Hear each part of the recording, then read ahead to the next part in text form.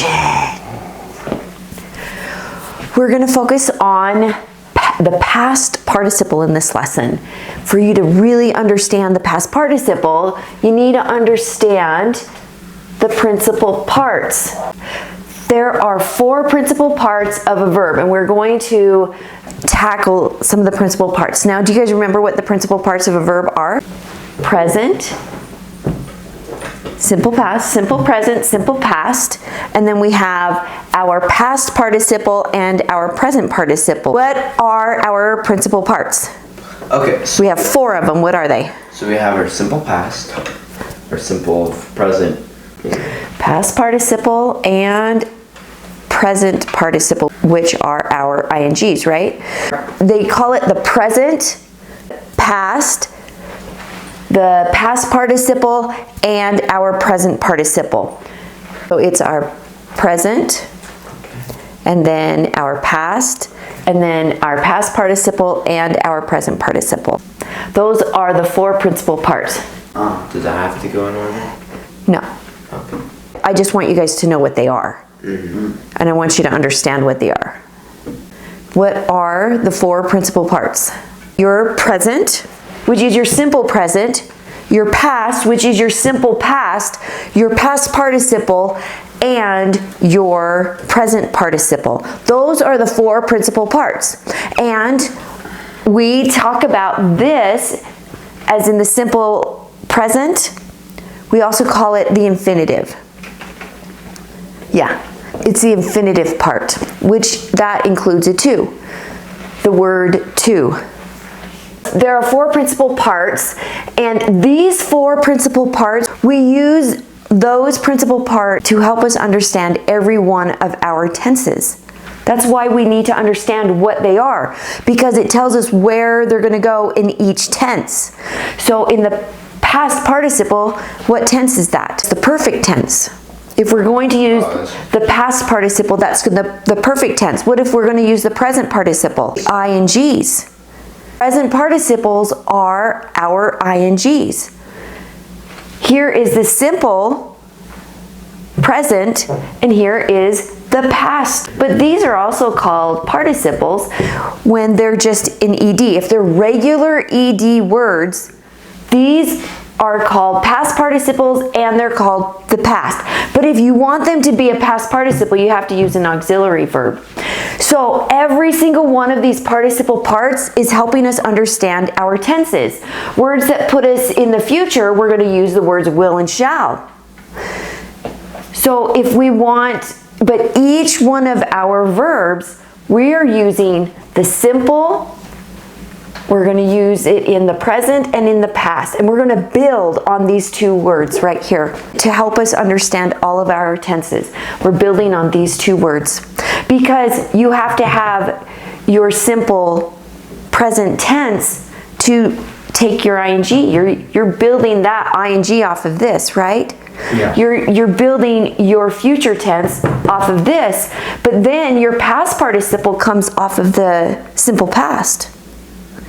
Your future and your present participle comes off of your simple present, and the past participle comes off of your past. Now, the word wedge, it means it fits tightly, and we're going to use these as examples.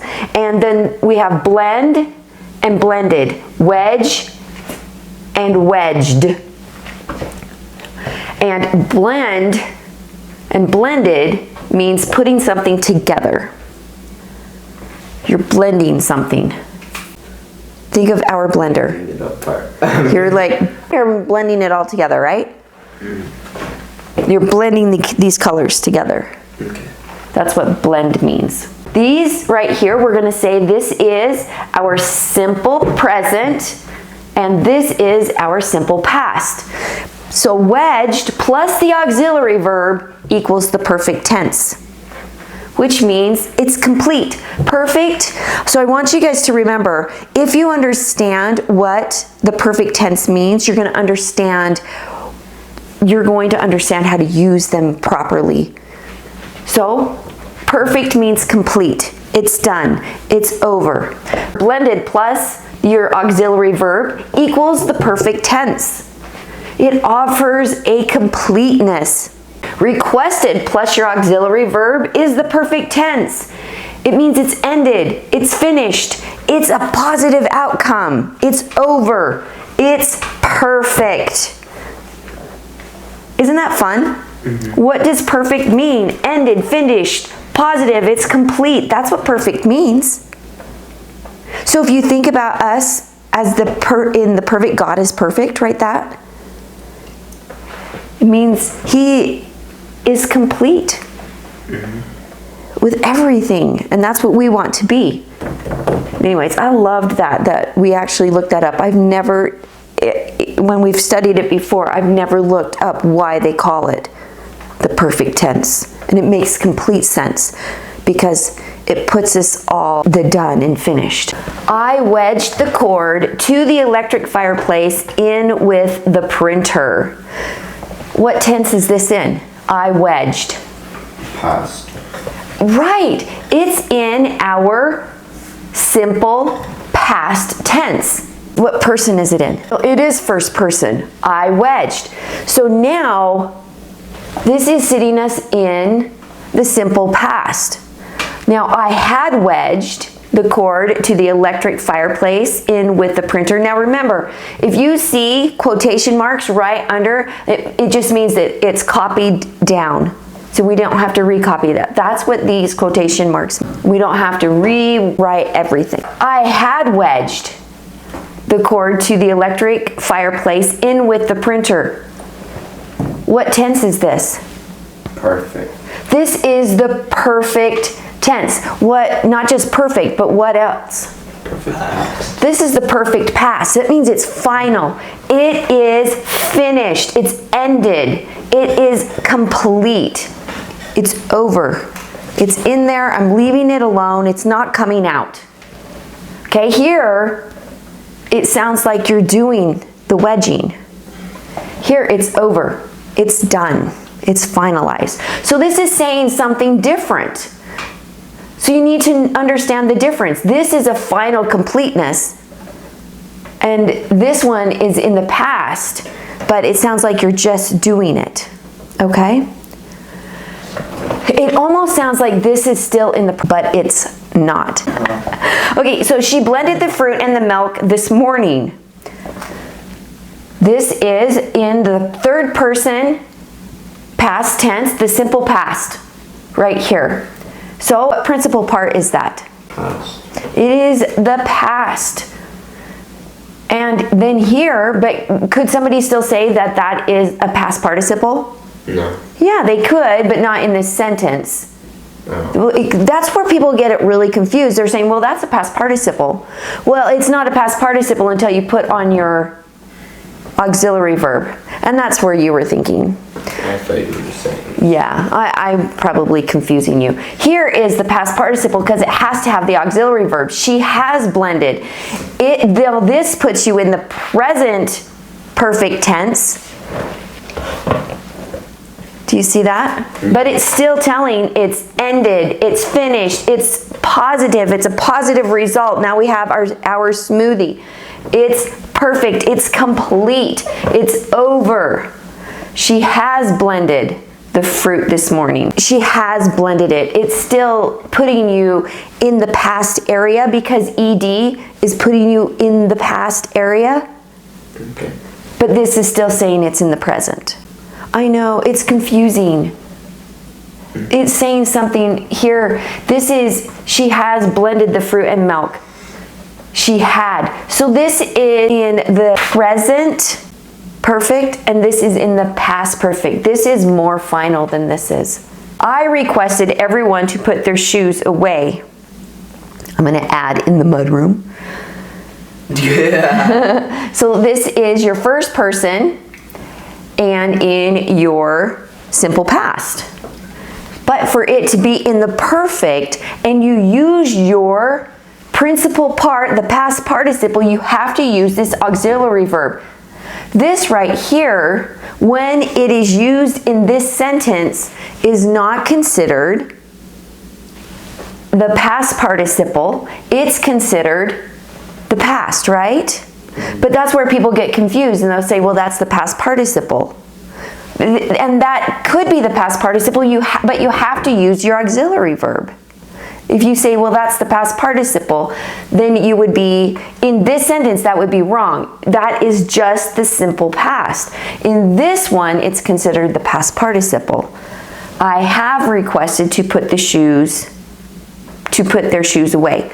So it's final. Even though right here, you have to use have with first person, singular. Singular takes the singular verb. This is sitting you in the present or the past? Present. Present. You have requested it. Hopefully it gets done. You have done it. She relieved herself from her shift. Her shift is now over. Third person takes the third person verb. Singular takes the singular verb. This is this the past participle? It's not. Oh, that's where it gets confusing. People can say, well, that's the past participle. No, it's not. But once you put a sentence together, you can tell, is it the past participle, the ing, or the ed? Yep. Mm-hmm. So right here would be the simple past. This is your past verb. So this is one of your principal parts with just your ed. This is the simple past, and then with this is the past participle. But can somebody still say relieved is a past participle when it's all by itself? Yeah. If I just said, is this a past participle? We can say yes. Okay. You just need to use your auxiliary verb. But once it is formed in a sentence, you need to make sure it has an auxiliary verb. Yes. Once it's in a sentence, it has to have the auxiliary verb to say it's the past participle. But you could say, well, this is the past participle. This is the past participle. This is a past participle. Once it's in a sentence, you can't say that. That's why it's confusing. If you pulled that out and said all by itself, is that the past participle? Yeah, it's a past participle. But you have to use the auxiliary verb. Okay. She had relieved herself from her shift. Past participle. This is your simple past. Past participle, simple past. It's the exact same word. Exact same word. These right here, they are regular EDs. So when they are regulars and they're not fitting in the irregular section, they're going to be the exact same word. That's why they're not confusing. So if you want it to be in the perfect tense, you have to use the auxiliary verb. If you want it to be the past participle, you have to have it with an auxiliary verb. If you're not going to use it with an auxiliary verb, then it is in the past. It's just the past tense, simple past tense verb. Our birthdays often partied with a movie and cake. What verb is this? It's just your ED. It is just your past tense verb, right? Your simple past tense verb. Is this a principal part? Yes. Yes, it is. This is a principal part. Our birthdays have often partied with a movie and cake. Look, there is your auxiliary verb with the partied. So this right here in this sentence, this is the past participle, and in this sentence it is the simple past. Is this a principal part? Yes. Is with this one, is it a principal part? And with this one? Yeah. Yeah, both of them are principal parts. If you look at these right here, is this a principal part? Yes. Yes. Is this a principal part? Yes. Is this a principal part? Yes. Is this a principal part? Yes. Yes. Yes. These are principal parts. They are all principal parts. You just need to make sure you're understanding how to use your auxiliary verbs with them. If you're going to put it in the past participle, you have to use the auxiliary verb. And that puts you in the perfect tense, which says it's ended, it's finished, it's positive, it's complete. Now you have your past participle. We work with our regular verbs and we add the ed. So right here, we work with our regular verbs We drop the E and add our ED. Here, we don't have to follow a spelling rule. We just add the ED. So, add the ED formed with the simple present plus your ED. That's how you make your past participle. But for you to have the past participle, you have to use your correct auxiliary verbs, and these are the ones you used. Have wedged, has wedged, had wedged. These right here, if you're talking about singular, first and second person, you have to use has in third person, and had is first, second, and third person. This is present, this is the past. Past participles equal your auxiliary verbs. If you want it to be a past participle, use your auxiliary verb. Even though it looks like the exact same word, for it to be the past participle, it has to be with an auxiliary verb.